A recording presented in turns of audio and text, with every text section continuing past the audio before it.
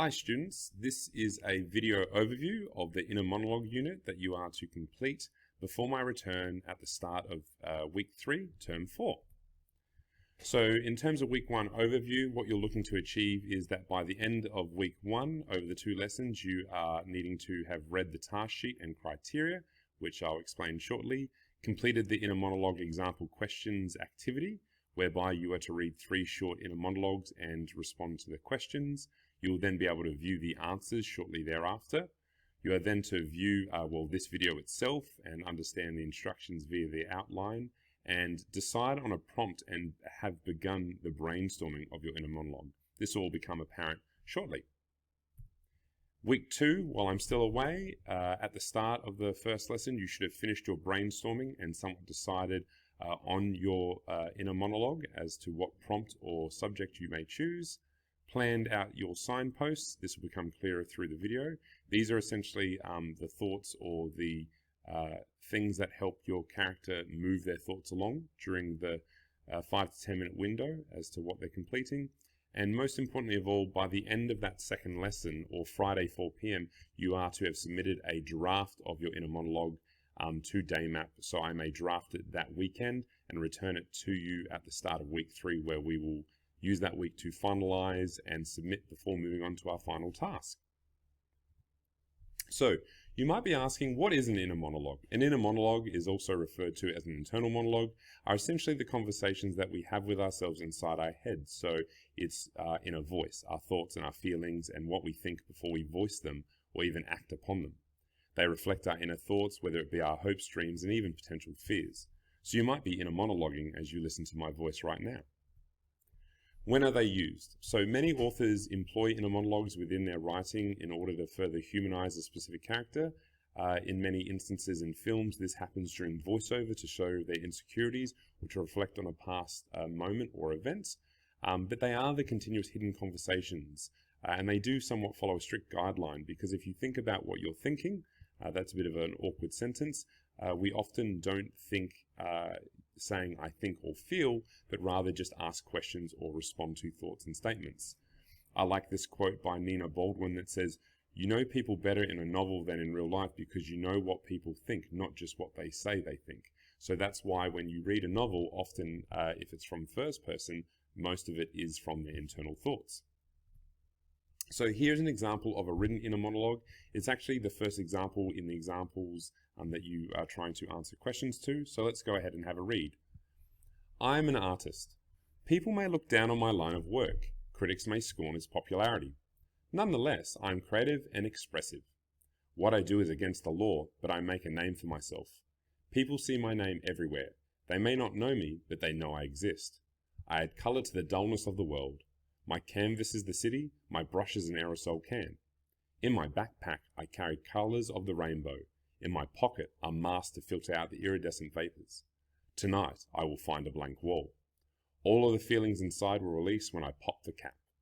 My tensions release with the steady flow of paint to the concrete. My name will take shape in beautiful shades and colors. I will leave a message along with my name, a message to the world about who I am, a message for the critics, the government, and the common people to see. I'm not paid for the work I do it for the love.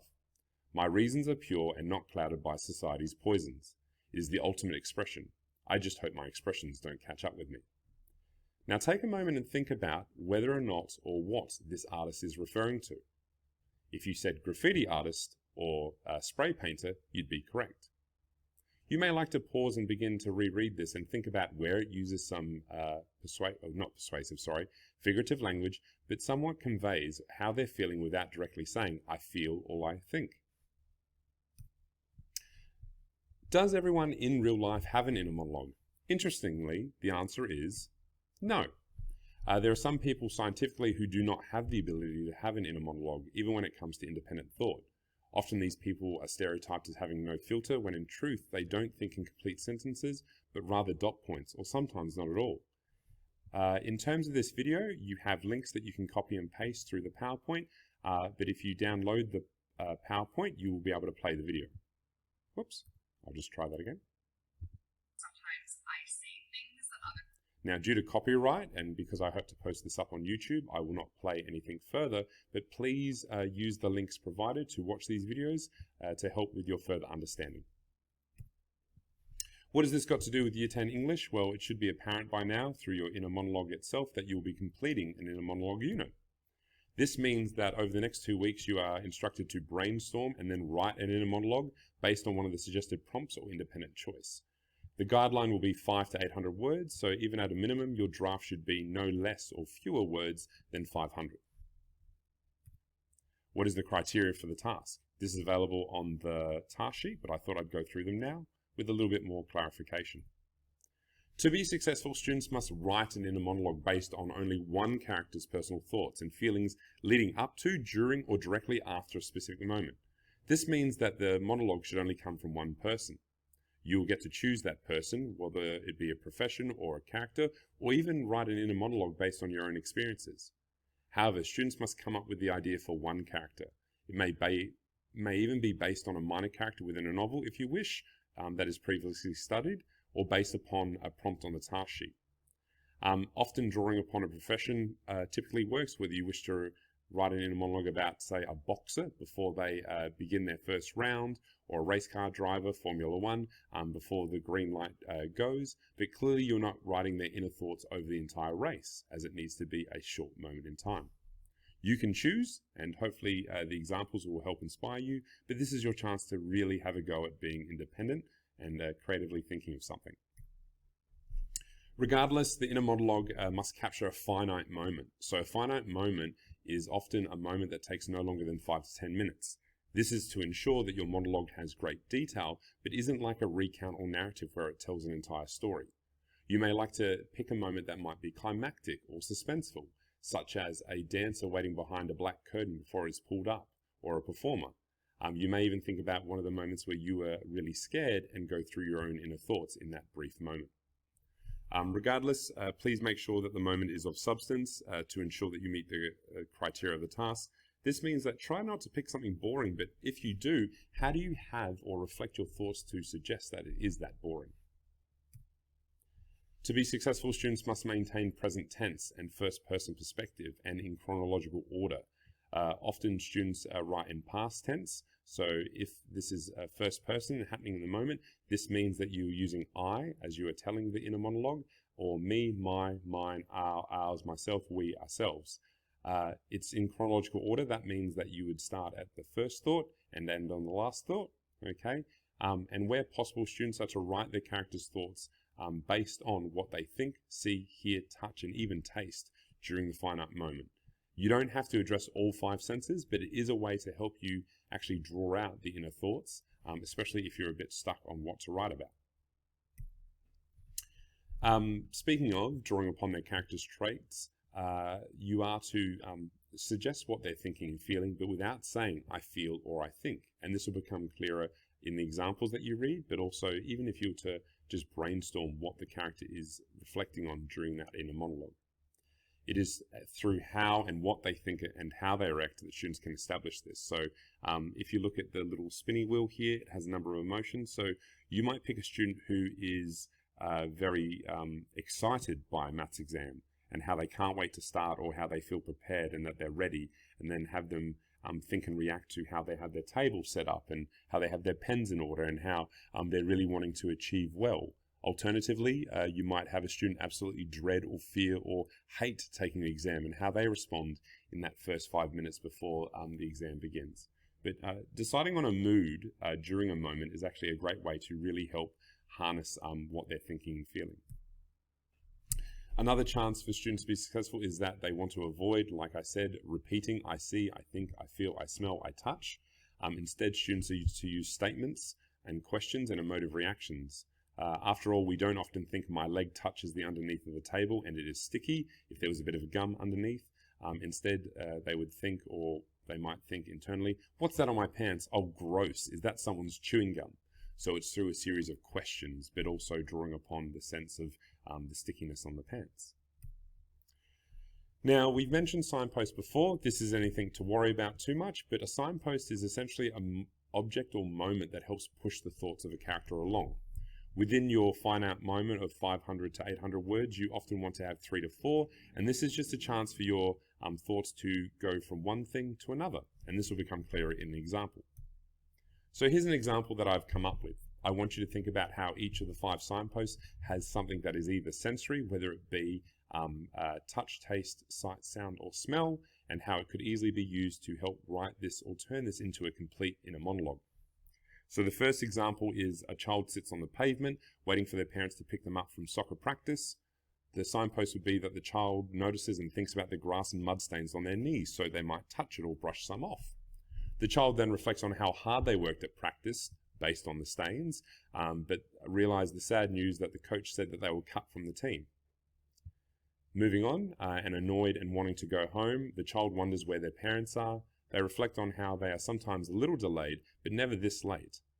To move this thought along, the wind blows, causing the child to shiver, which is a sensory detail of touch. They look around the vacant car park, so that's sight, and realize that they are now the only child left, with no one around.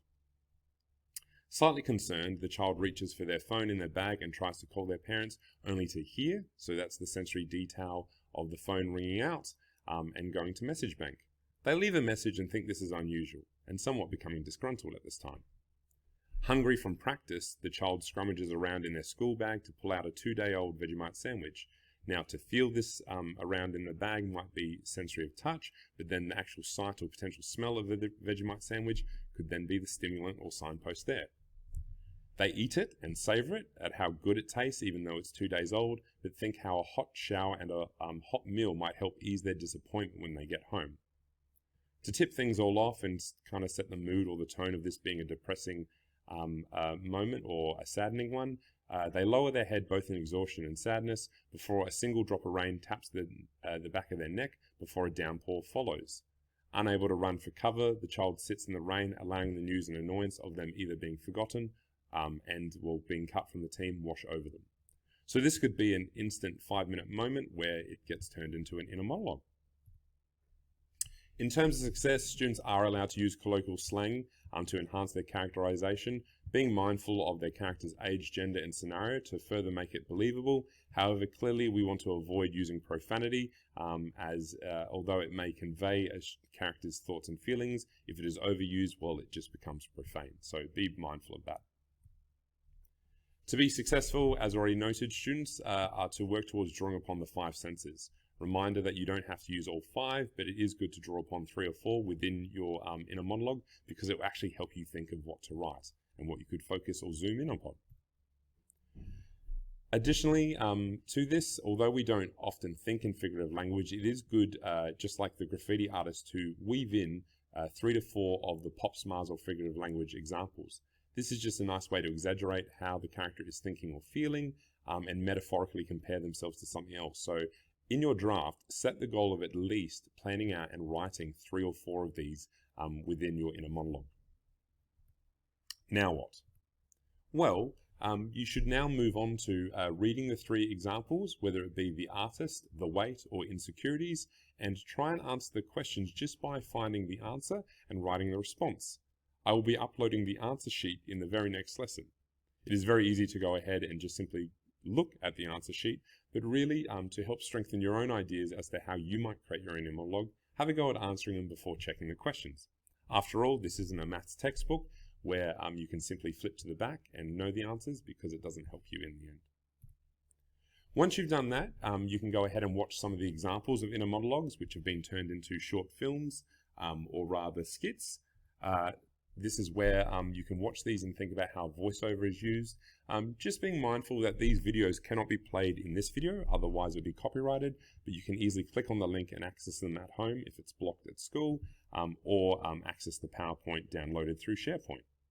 So the first one is from Red from Shawshank Redemption. He's an elderly prisoner who's finally free, hoping to meet his friend Andy, and it gives his thoughts and feelings about his life and somewhat uncertainties on the outside of prison.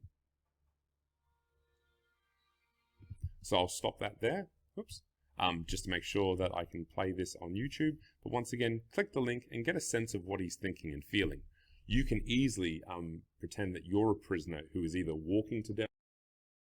Sorry there, the video got cut off for a brief moment, but long story short, use the link to watch The Shawshank Redemption in a Monologue by Red, the elderly prisoner. We then have a Nike advert called Better For It, where it shows a number of thoughts from women exercising. It was used to promote a new Nike.com women range, and the advertisement somewhat acknowledges or plays on the insecurities that, well, in this instance, women might feel while exercising, but also the strength and determination that can be gained from exercise. Please note that this is an inner monologue from a number of women. For your assignment, you are asked to only focus on one character within a finite moment, but once again, you get the sense of how an inner monologue might work. The final one is from SBS, and it was actually a contextually relevant monologue. It's a satirical take on exercising and inner thoughts, but it's from the perspective of a woman going for a run during a lockdown. So click the link.